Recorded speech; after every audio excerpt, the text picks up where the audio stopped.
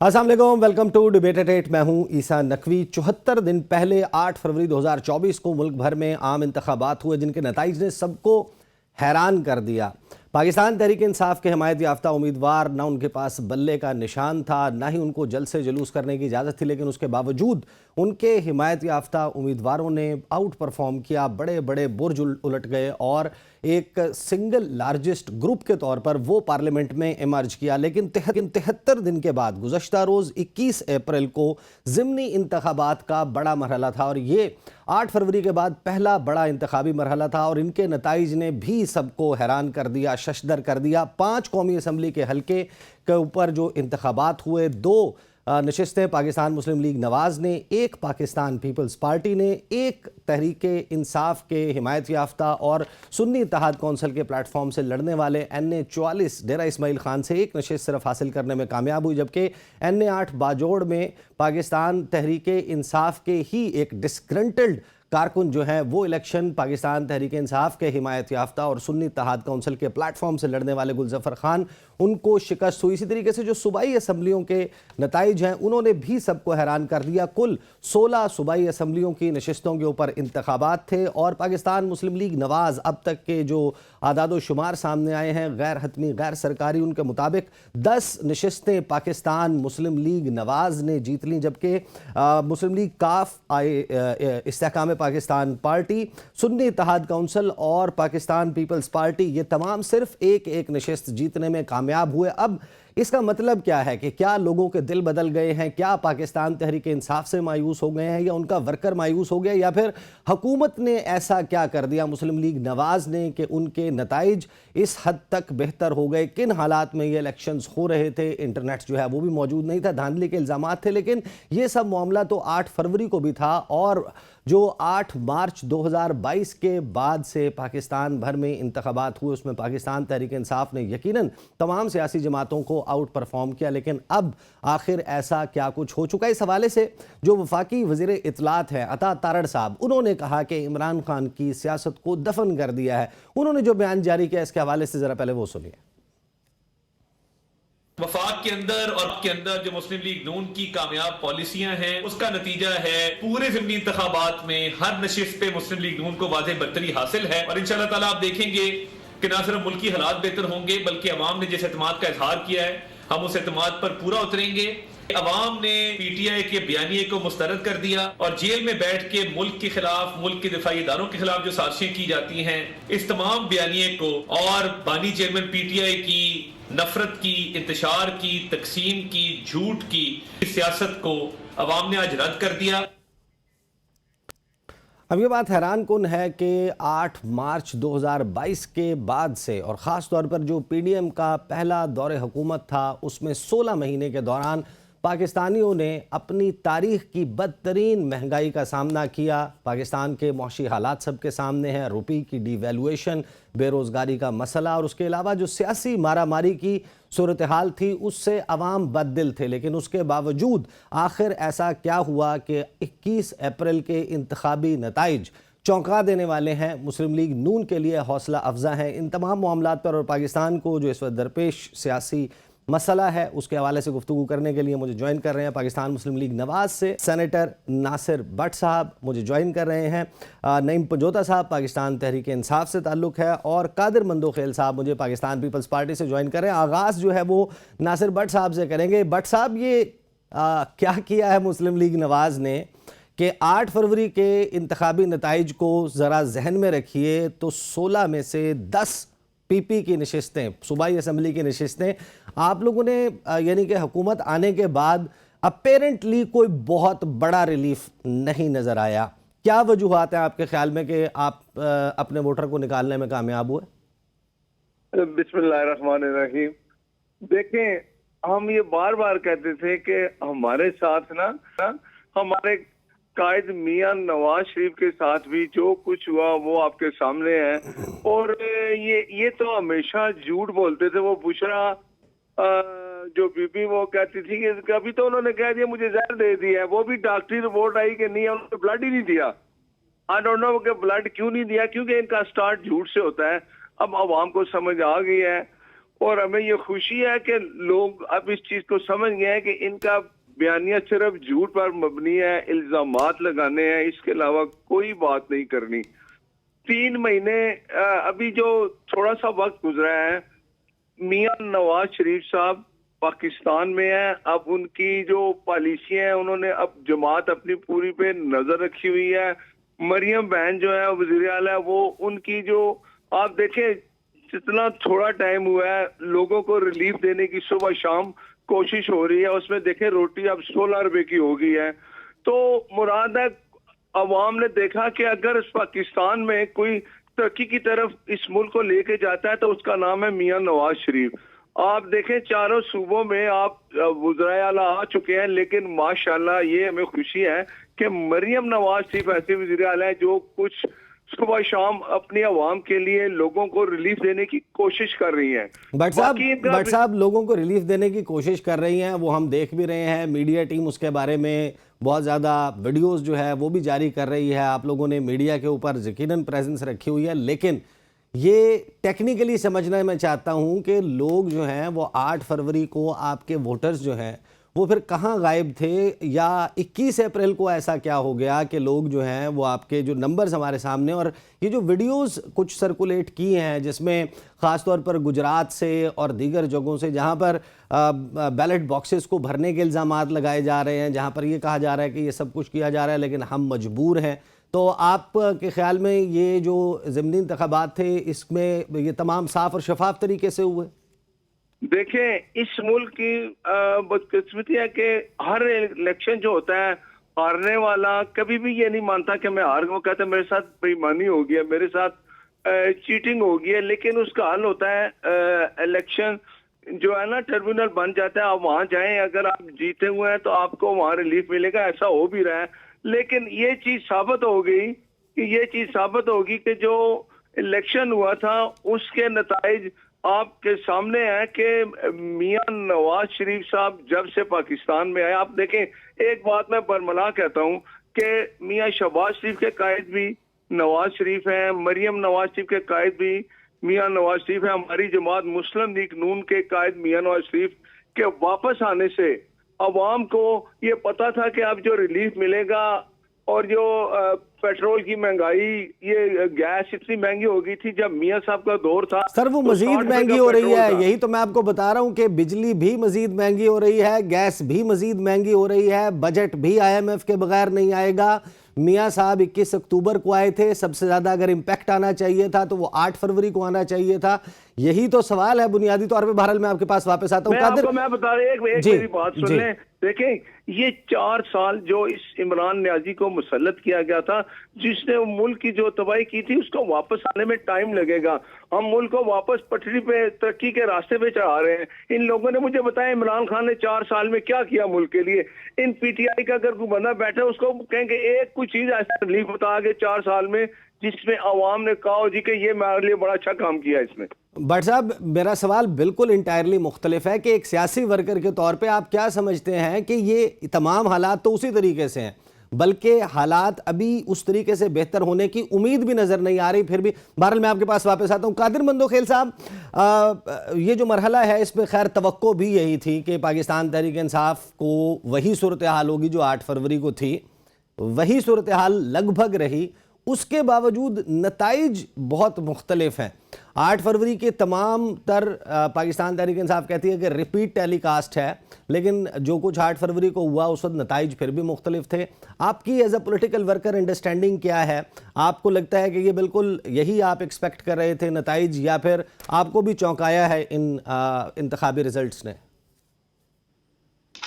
देखिए, अगर मैं शुरुआत अपने सूबे से शुरू करूं, लाड़काना में बिलावल भुट्टो साहब ने सीट छोड़ी थी और जहां आसिफा भुट्टो जरदारी साहब के सीट पे जो वाविला मचाया था, वहां बिलावल साहब के मुकाबले में कोई पार्टी आई नहीं है।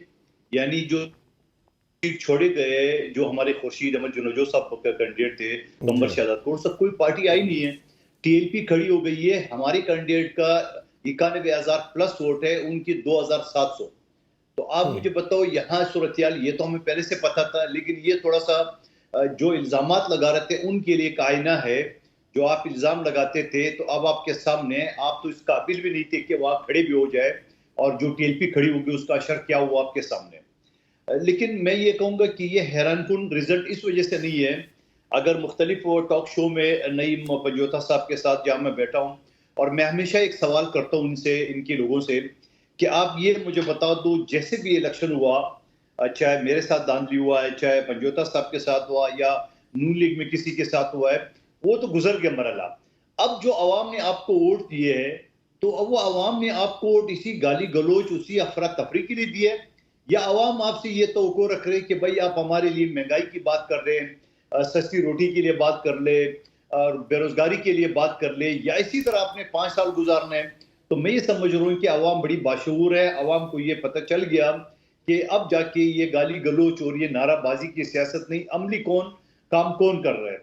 और उनको ये भी पता चल गया है कि पीटीआई तो कर नहीं सकती। अब आप देख रहे हैं बाजोड़ में, खैबर पख्तूनख्वा में एक आजाद उम्मीदवार ने इनके सूबाई और कौमी दोनों सीटें जीत ली है। ये शेर अफजल मरवत साहब गए, बड़े बड़े जलसे किए, लेकिन अवाम ने, और फर्क कितना, उसके वोट थे 74,000। आजाद उम्मीदवार के एक बच्चा खड़ा है, मुबारक ज़ेब खान नाम है उसका, और इनके कैंडिडेट ने 47,000 लिया, यानी 36,000 का फर्क है लीड में, और सूबाई कौमी दोनों ले गया। तो ये क्या है? ये यही चीज है। आवाम जो भी 8 फरवरी के जो इलेक्शन हुआ, या जो भी आवाम के जोश था, या जो भी केसेस का एक रिएक्शन था, मगर अब तो आवाम को समझ में आएगी कि अब पीटीआई क्या करेगी, क्या इसी तरह नाराबाजी करेगी, या अगर आप देख लें कि पिछले 10 साल में इनकी पख्तूनख्वा में हुकूमत है, तो क्या वहां दूध की नहरें बह रही है?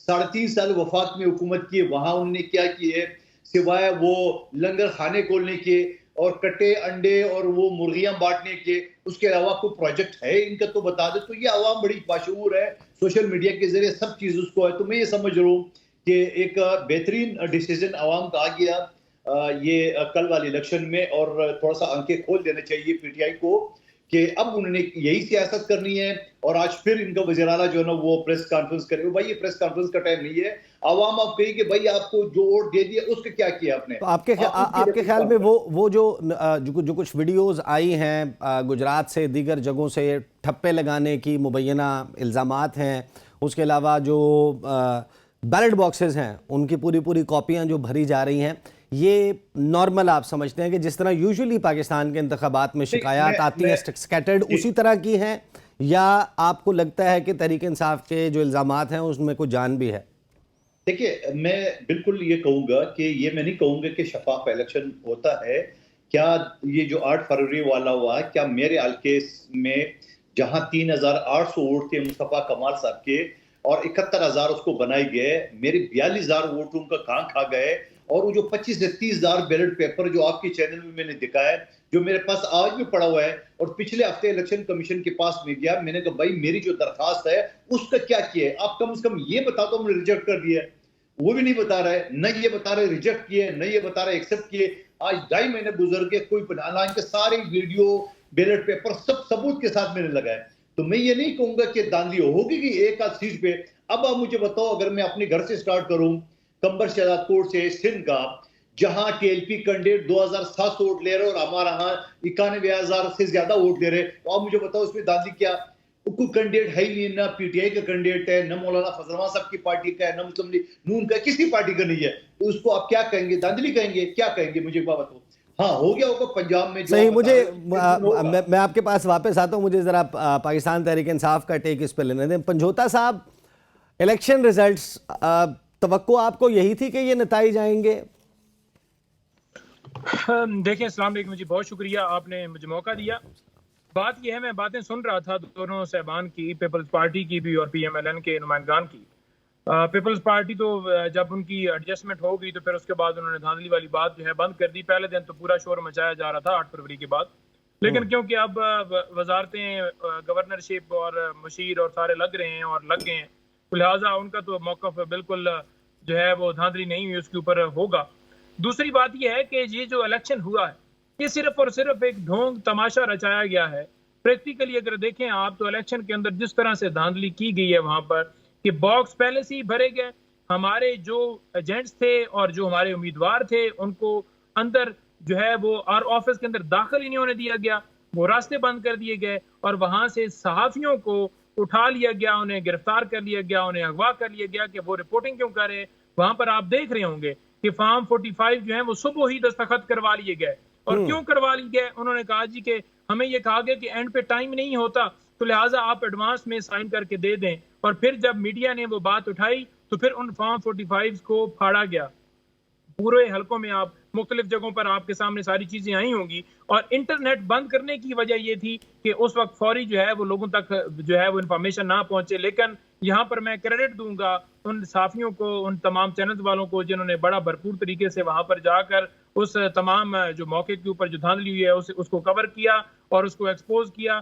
इस वक्त देख लें ये कैसे इनकार कर सकते हैं कि 8 फरवरी जिस तरह आवाम निकली और कल जिस तरह आवाम निकली, ये उस बात को सिर्फ और सिर्फ नफी करने के लिए कि 8 फरवरी क्योंकि फॉर्म 45 के मुताबिक हमारे लोग जीते हुए थे और जो फॉर्म 47 में हरा दिया गया था, तो लिहाजा इनको फॉर्म 47 वाली बात जो है वो चुभ रही थी। तो इन्होंने ये जो तरीका किया कि इस दफा फॉर्म 45 के अंदर ही धांधली कर ली जाए ताकि फॉर्म 47 वाला जो बयानिया है या फॉर्म 47 वाली जो बात है वो दब जाए। अच्छा, ये जो इलेक्शन हुआ है पंजोता साहब, ये जो इलेक्शन हुआ है, चलें पंजाब के हवाले से आपका फोकस है, आप लोग पंजाब के हवाले से कह रहे हैं। खैबर पख्तूनख्वा में आपके ख्याल में फ्री एंड फेयर इलेक्शन हुआ है? ये जो ज़िमनी देखिए खैबर पख्तूनख्वा में भी उनसे बात आपकी प्रोग्राम के अंदर ही उन्हें कॉल कर रहा हूँ कि जिस हल्के से हम इलेक्शन हारे हैं उस हल्के में ओवरऑल जो सूरत हाल है, जहां तक मुझे इन्फॉर्मेशन है कि वहां पर जो हमारे वो भाई जो शहीद हुए थे उनके भाई खड़े थे, तो शायद उसकी वजह से भी वहां पर कोई फर्क हो। लेकिन एग्जैक्ट सिचुएशन जो है उस हल्के के अंदर क्या हुई, मैं गुलजफर से बात करूंगा, उसके ऊपर फिर मैं एग्जैक्ट ओपिनियन दे सकूंगा। लेकिन आप ये देखें कि 8 फरवरी जो इलेक्शन हुआ उसके अंदर जिस तरह से जितने रिजल्ट मैनेज करने की कोशिश की गई, जो कुछ किया गया, उसके बावजूद 1-1 लाख से जीते। और अब 1 महीने के अंदर मुझे ये बता दें कि कहां पर दूध की नहरें बह गई हैं। जो ये कह रहे हैं, झूठ बोल रहे हैं और कह रहे हैं जनाब आवाम ने तो देखें जी बिल्कुल उन हमारी पॉलिसियों को देखते हुए जो हमने काम किया, पेट्रोल आपका 300 पे पहुंच गया, डीजल आपका 300 पे पहुंच गया, महंगाई आपके अरूज पे। आज जो इस 1 महीने के, आज 1.5 महीने के अंदर चीजों की कीमत जो है वो दोगुनी हुई है और हर चीज की कीमत दोगुनी है। लोग सड़कों पर एहतजाज कर रहे हैं। यहाँ पर बिजली की कीमतें ये जितनी बढ़ गई हैं, उसके बावजूद ये ढिठाई के साथ सिवाय टिकटॉक बनाने के इनका कोई काम नहीं है। और ये कह रहे हैं कि जनाब आवाम ने हमने परफॉर्मेंस दी है। बताएं कहां पर परफॉर्मेंस है, कहां पर जो महंगाई खत्म हो गई है, कौन सी ऐसी पॉलिसी है जिसके ऊपर आवाम ने आपको वोट देना था? आप डाका डाल के आए थे, कौम ने आपको रिजेक्ट किया। नवाज शरीफ के जरिए आपने समझा कि वोट जो है नवाज शरीफ को पड़ेगा और नवाज शरीफ एक नमूना आप लेकर आए, तो उसको सामने रखकर उसकी बेचारे की तजलील किया आपने कि रखा उसे सामने, वोट रिजेक्ट हुआ, अवाम ने फिर भी वोट नहीं दिया। उसके बाद उसको लंदन के लिए टिकट्स करवा के दिए गए कि ठीक है जी आप जाएं, दौरे करें, वापस निकलें। बात ये है नहीं, वो लंदन नहीं, वो चाइना जा रहे हैं 5 रोजा दौरे पे। जी चाइना जा रहे हैं 5 रोजे दौरे पे। मैं देख रहा था 1 घंटा पहले कि वो चल रही थी न्यूज के वो चाइना जा रहे हैं। चाइना जाएं जी, बिल्कुल जाएं, क्योंकि वो पाकिस्तान के अंदर तो अवाम जो है वो इनको रिजेक्ट कर चुकी है और अब टिकटॉकरों से नहीं, जो लायामल है प्रैक्टिकली उससे होगा। सही, मुझे इस पर जवाब लेने दें। नासिर भट्ट साहब, पंजोता साहब कह रहे हैं वो दूध की नहरें किधर हैं, जरा दिखाएं, जिनको देख के लोगों ने आपको वोट दे दिया। आपने टिकटॉक बनाने के अलावा कुछ किया है तो बता दें। आप एक नमूना लेकर आए थे और अब उसको बाहर भेज रहे हैं। ये मेरी एक बात सुने, एक तो इनको जरा ख्याल होना चाहिए, किसी भी लीडर का नाम एक तमीज से लेना चाहिए। इनको अब कुछ इनको बताएं कि आप तो केपीके में आ रहे हैं, वहां तो आपकी हुकूमत है, वहाँ आप वहाँ पूछें क्या वहाँ बेईमानी हुई है कि नहीं, ये भी इनसे पूछ लें। पूछा है जी, पूछा है क्या। तो वो बात ये है कि अब इनके दिन जो है ना, ये इन्होंने जितना झूठ बोलना था अब इनके झूठ यहाँ हो रहे हैं। वो इमरान खान जो अभी वो हमारे पीपल्स पार्टी भाई कह रहे हैं कि वो कटे अंडे, बच्चे, कबूतर, ये चीजें ना, ये प्राइम मिनिस्टर मुल्क का ऐसी बातें नहीं करता, वो पॉलिसियां देता है। इसने क्या पॉलिसी दी अमेरिका के दौरे पे, वहां जाके आप अपनी पॉलिसियां बताएं कि आप पाकिस्तान के लिए क्या करेंगे। एक खारजा पॉलिसी इंसान कहते थे मैं नवाज शरीफ का ऐसी बंद कर दूंगा, मैं देखता हूँ ऐसी कैसे चलाता है। इनकी जिंदगी इसी पे गुजरी है कि मेरी आवाज आ रही है जी? जी आ रही है आपकी आवाज। इनकी जिंदगी का आप जो कुछ इन्होंने बोया वो ये काट रहे हैं। ठीक है। अब इनकी जो झूठ है वो वीडियो ये बनाते थे, टिकटॉक के ये मास्टर थे, वो टिकटॉक देखते थे। रहीम शाह की कौन लेडीज थी एक, वो जाके पीएम हाउस में लाते मार के दरवाजे खोलती थी, याद है कि नहीं याद है? जी। अवाम ऐसी चीजें भूलती नहीं है, अवाम के लिए कुछ करें। मुझे खुशी है कि पंजाब में अगर हुकूमत है हमारी और वहाँ पॉलिसियां लोगों ने देखी है अवाम ने कि हम अवाम के लिए कुछ कर रहे हैं, कोशिश कर जो पॉलिसी बना रहे हैं इसका फायदा महीने में 9 महीने में साल नजर आएगा। वज़ीर आला बने हैं ना, इनको बनाई है। ये लोग सिर्फ और सिर्फ झूठ बोलते हैं, इल्जाम लगाते हैं, इसके अलावा इनका कोई एजेंडा नहीं है। ये कभी भी नहीं चाहते कि पाकिस्तान में अमन हो, तरक्की हो। अभी हुकूमत है, अपोजिशन है, अपोजिशन का किरदार आपको पता ना क्या होता है? एहतजाज करना हर अपोजिशन का हक है, लेकिन उसका कार है। आप देखें सदर पाकिस्तान की तकरीर थी, चाहे जो भी थी, वहाँ दूसरे मुल्कों के वज़ीर ख़ारजा साहब आए थे। इन लोगों ने क्या किया, क्या वहाँ हालत की, वहाँ इन्होंने क्या कुछ किया। तो हमारा तो मैसेज ठीक नहीं जाता, लेकिन फिर भी हम ये कहते हैं कि पाकिस्तान की मजबूती और तरक्की के लिए एक पेज पे हो जाना चाहिए, हमें एक पेज पे रहना चाहिए, हमें पाकिस्तान को मजबूत करना है। सही।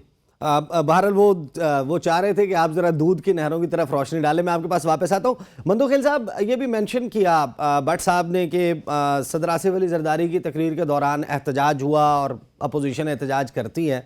एक सवाल जो है वो बड़ा ज़ेर गर्दिश रहा जिस वक्त बिलावल भुट्टो जरदारी और आसफा भुट्टो जरदारी साहिबा ने और साथ में पाकिस्तान पीपल्स पार्टी ने बायकॉट किया, वॉकआउट किया, और हुकूमतें जो हैं वो फिर कोरम पॉइंट आउट कर रही हैं। कौमी असम्बली का इजलास उसकी बुनियाद पर मुलतवी हो रहा है। हमने बेनज़ीर भुट्टो साहिबा की जो सियासत के बारे में पढ़ा है या थोड़ी बहुत अपने आगाज़ में अवाइल में देखी है, तो वो एक बड़ा अलामत हुआ करती थी रेजिस्टेंस की। तो वो जो असम्बली से वॉकआउट है उसको बहुत सारे लोगों ने कहा है कि ये भुट्टो ख़ानदान का वतीरा नहीं है कि वो मैदान से इस तरीके से चले जाएं। हाउ वुड यू एक्सप्लेन के जरदारी साहब के साहबजादे बिलावल भुट्टो, आसिफा भुट्टो, उनको वॉकआउट करना चाहिए या वहां पर खड़े होकर बात करनी चाहिए? आपने नाम नहीं लिए है, आपने जनरल बात की है। किस जाहिल आदमी ने यह कहा कि भुट्टो खानदान का वतीरा नहीं है? उस जाहिल से ये पूछो कि आप खवातीन की बेइज्जती करेंगे, आप नारे कसेंगे, आप गाली गलोच से करेंगे तो बाइकाट नहीं करना चाहिए जमहूरियत। तो उस जाहिल आदमी को बोलता ना कि अगर आपको अपनी माँ बहन की इज्जत का पता नहीं है, हमें अच्छी तरह पता है, और हम अगर असम्बली के फ्लोर पे किसी से लड़ नहीं सकते हैं तो कम से कम बाइकाट तो कर सकते हैं। नंबर एक बात। दूसरी बात ये कि आसिफ अली जरदारी साहब जो पाकिस्तान की तारीख में दूसरी मरतबा पाकिस्तान बने और 7वीं मरतबा उन्होंने खिताब की है पार्लियामेंट से, और सदर का ओहदा एक आईनी ओहदा होते है, वो हुकूमत को गाइडलाइन देती है।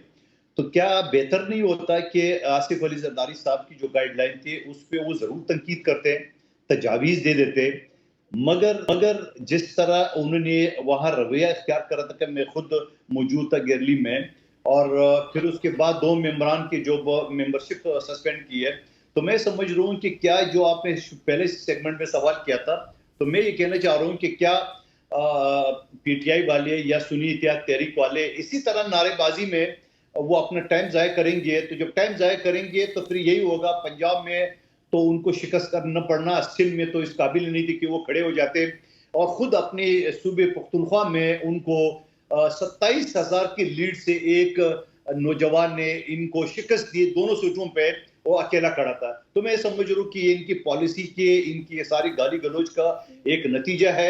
और अभी मोहतरम नईम पंजुता साहब कह रहे मैं बात करूंगा, पूछूंगा, वो भाई आप क्या बात करेंगे? वो जो आजाद उम्मीदवार था उसने 74,000 वोट लिए, आपके कैंडिडेट ने 47,000 वोट लिए। गो के सोशल मीडिया के जरिए ये बात भी आ गई है, मरवत साहब का स्पीच मैंने खुद सुना, वो ये कह रहे थे कि हमने वजारत की भी ऑफर किए, 4 बेटों की नौकरी की भी बात किए, मकान बनाने के भी ऑफर किए, और उसके बावजूद आप उसको नहीं तोड़ सके। तो अभी से ज्यादा ये मरवत साहब को मैंने खुद देखा सोशल मीडिया में, इनकी जो स्पीच थी।